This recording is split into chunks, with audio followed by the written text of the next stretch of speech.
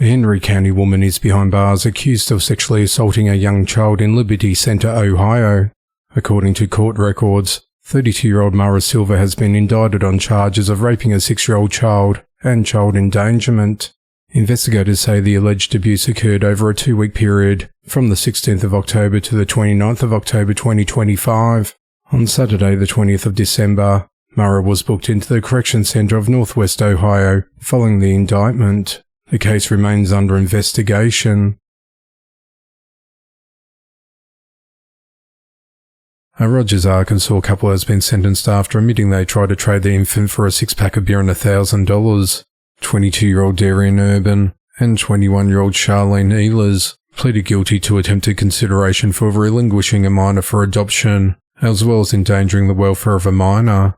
Their plea agreements were entered on the 22nd of December 2025. Shalene was sentenced to 6 years of probation and ordered to undergo an evaluation at Ozark Gardens for potential alcohol or substance abuse concerns. Darien, who already violated probation in a separate theft by receiving case, was sentenced to 3 years in the Arkansas Department of Corrections.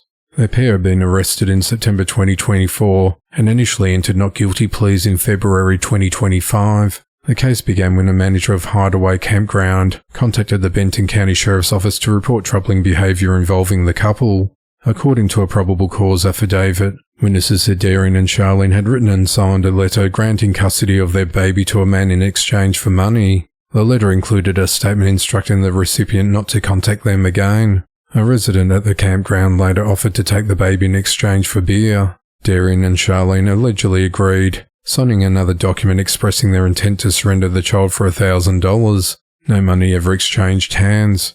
One witness reported seeing severe diaper rash and other injuries on the infant. The man involved told investigators he drafted the agreement himself. Darien's criminal history includes 2 felony theft by receiving charges in Bentonville in 2024 and a misdemeanor domestic battery charge in Rogers in 2023. Shalene was arrested for misdemeanor shoplifting in Fayetteville in 2024. Both have now been ordered to have no contact with the child. A Kentucky man has been arrested on a serious felony charge involving a minor. 30-year-old Bryan Cantrell of Steele was indicted in August 2025, and authorities took him into custody on Monday the 22nd of December. According to the indictment, the charge stems from an incident in April of 2024 involving a minor who was under the age of 14 at the time. If convicted, Bryan faces a potential prison sentence of 5 to 10 years. He's currently being held without bond at the Big Sandy Regional Detention Center in Paintsville. A homeless man is behind bars accused of fatally stabbing a woman inside a bookstore in Palm Beach Gardens, Florida. The unprovoked and random attack occurred at 7:53 p.m. on Monday the 22nd of December 2025 at the Barnes & Noble located in the Legacy Place shopping center. Responding officers found the victim, 65-year-old Rita Loncharich, unresponsive on the floor with a knife embedded in her back. She was rushed to a nearby hospital, where she died from her injuries during surgery at 9:22 p.m.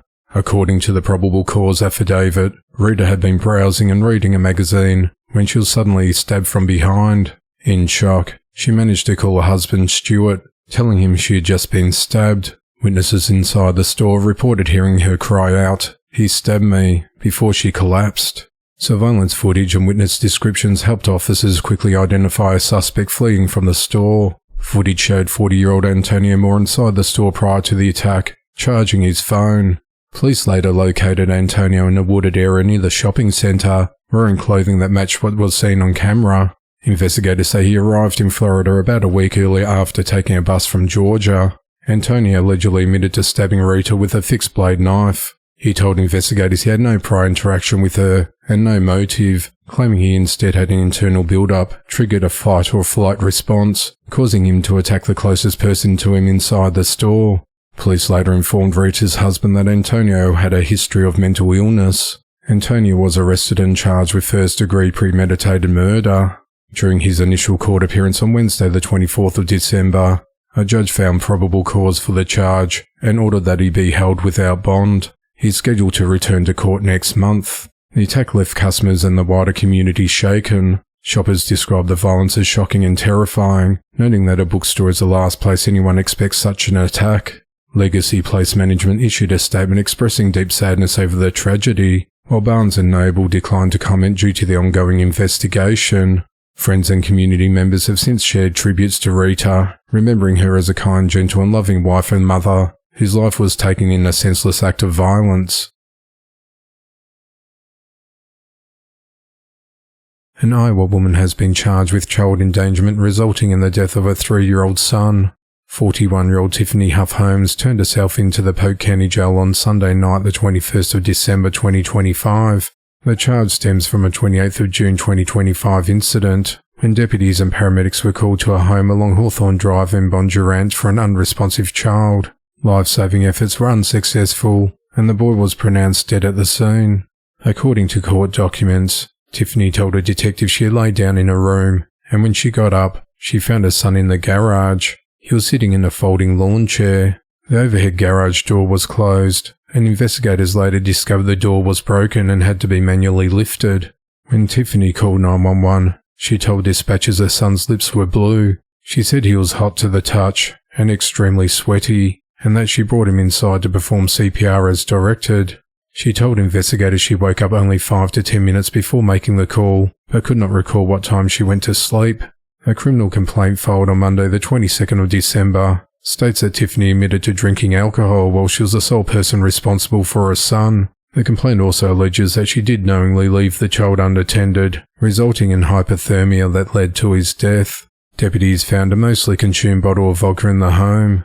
The child's father told investigators that Tiffany had struggled with alcohol abuse for about 5 years and was not allowed to have alcohol in the house. He also said the child did not normally go into the garage and could not open doors on his own. Investigators believe the child overheated in the closed garage.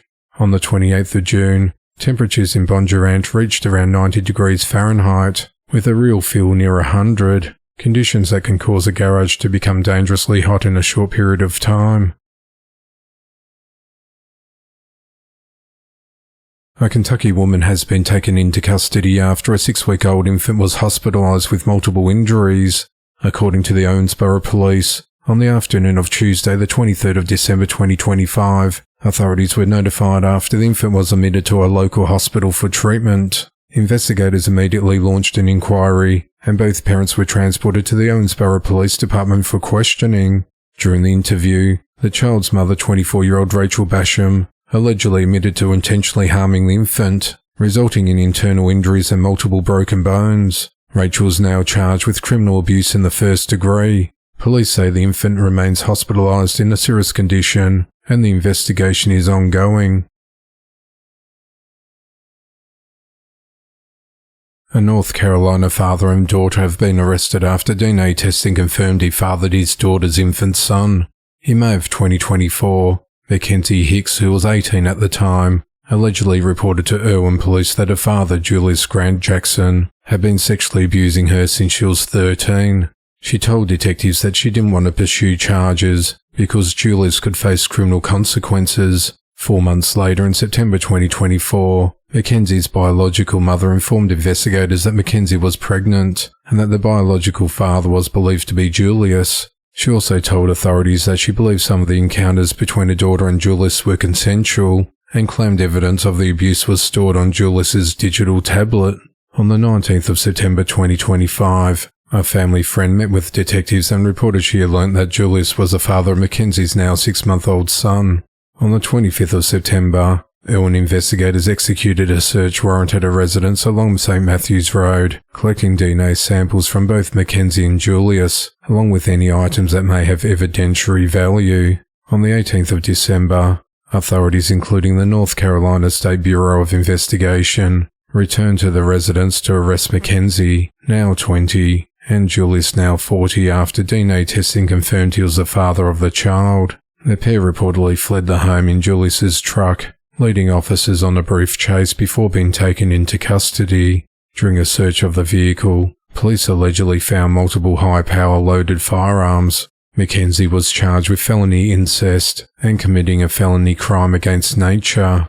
Julius faces the same charges, along with felony fleeing to elude arrest with a motor vehicle, hit and run, leaving the scene of a crash with property damage, resisting a public officer, possessing a fictitious driver's license, and failing to stop at a stop sign or flashing red light.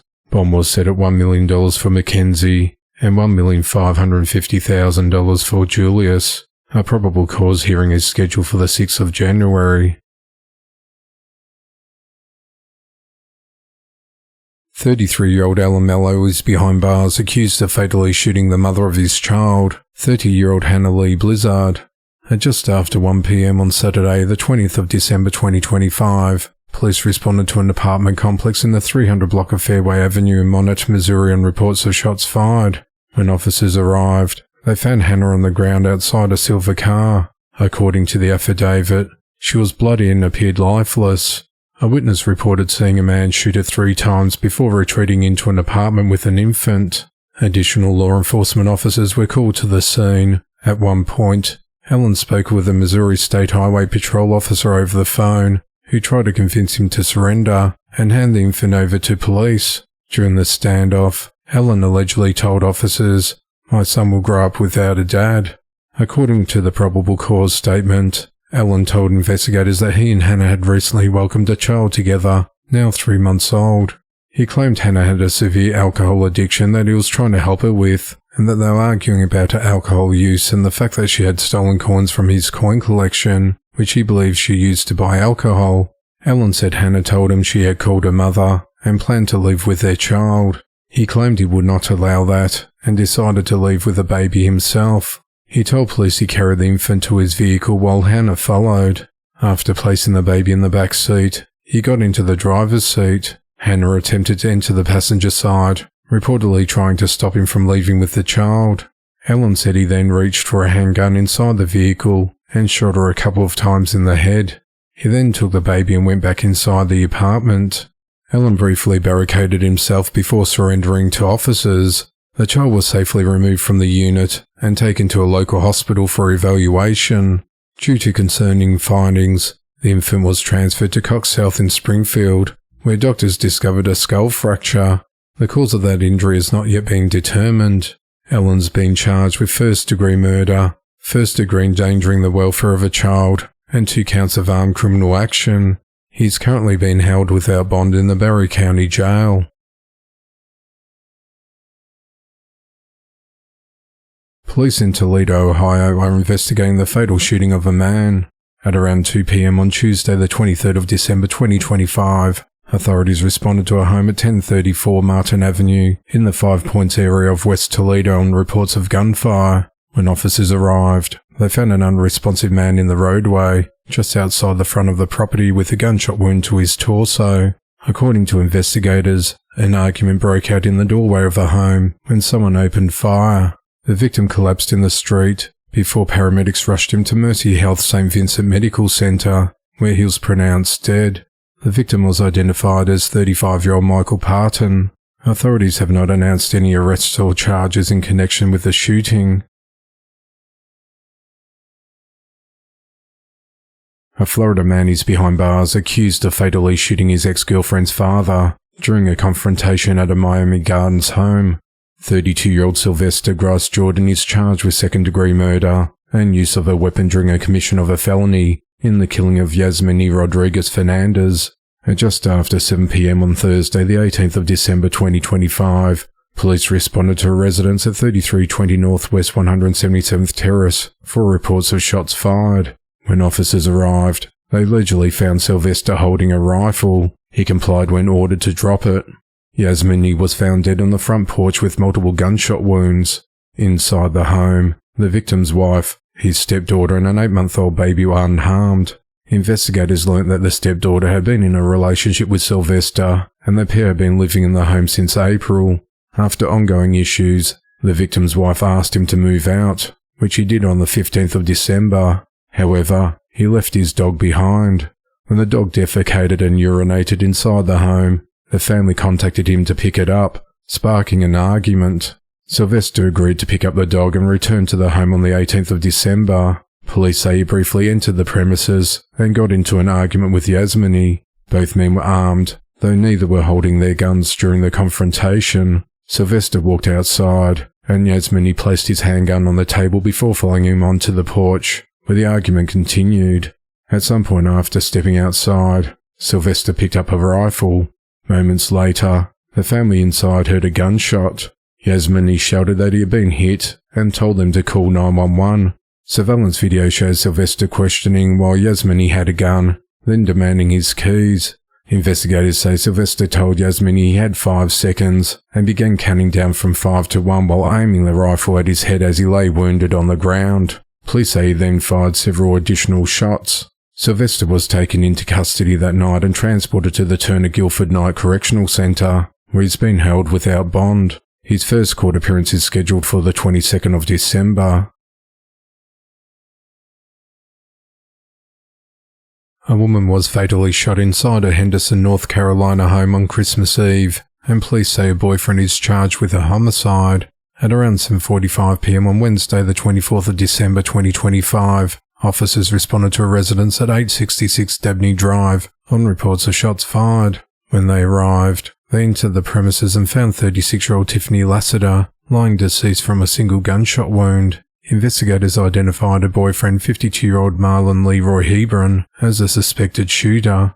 Marlon was taken into custody at the scene and charged with murder. He remains held at the Vance County Detention Center without bond, pending his first court appearance scheduled for the 2nd of January. Police say the circumstances leading up to the shooting remain under investigation. A man is behind bars accused of fatally shooting his wife inside their Sissonville, West Virginia home. At around 3 a.m. on Saturday the 20th of December 2025, Kanawha County deputies were dispatched to a residence in the 3500 block of Allens Fork Road after 46-year-old Jason Phillips called 911. He reportedly told dispatchers that he had shot his wife, 46-year-old Joanna Phillips, once in the chest. He said the two had been fighting, that he was tired of it, and that she had pushed him to the limit. Deputies entered the home and found Joanna deceased in the kitchen from an apparent shotgun wound. Jason was taken into custody at the scene without incident. He is charged with first-degree murder, and he's been held at the South Central Regional Jail without bond. Jason has a documented history of domestic-related abuse. In December 2021, police responded to the couple's home after Joanna reported that Jason held a gun to her head, struck her in the mouth with it, and threatened to kill her. He was charged with domestic assault, domestic battery, and brandishing a firearm, but the case was dismissed with prejudice in March of 2022. In March of 2025, Joanna contacted police again, reporting that Jason physically attacked her after the couple returned home from a night at the bar. He was charged with domestic battery and was scheduled for a bench trial in January of 2026. Court records also show that 2 months prior to the shooting, on the 10th of October, Jason turned himself in on a domestic battery warrant. He was released on a $3,000 personal recognizance bond and was placed under a strict no-contact order, prohibiting any direct or indirect communication with Joanna. Despite that order, the two were together inside the home at the time of the shooting. The investigation remains ongoing. A Delaware state trooper was fatally shot inside a Division of Motor Vehicles facility in Newcastle after a gunman opened fire, prompting a responding officer to shoot and kill the suspect. On the 23rd of December 2025, 34-year-old Corporal Matthew Tyler Ty Snook was working an overtime assignment at the Karen L. Johnson DMV on Hessler Boulevard. At around 2 p.m., a 44-year-old man entered the building as a customer. Investigators say he approached Corporal Snook from behind at the reception desk and shot him with a handgun at close range. Despite being critically wounded, Corporal Snook pushed a DMV employee out of the line of fire and told them to run as the gunman fired again, striking him a second time. After the initial attack, the gunman paused and allowed customers to leave the building, but when officers approached the entrance, he opened fire on them as well. The shooter was identified as Raman Rose, a Wilmington resident with recent ties to Connecticut and New York. As officers converged on the DMV, a Newcastle County police officer shot Raman through a window from the outside of the building. Raman and Corporal Snook were transported to a local hospital, where they were both pronounced dead. 3 additional people, including another officer, were injured during the incident. Corporal Snook, known to colleagues as Ty, had served with the Delaware State Police for 10 years and 9 months. He survived by his wife and daughter.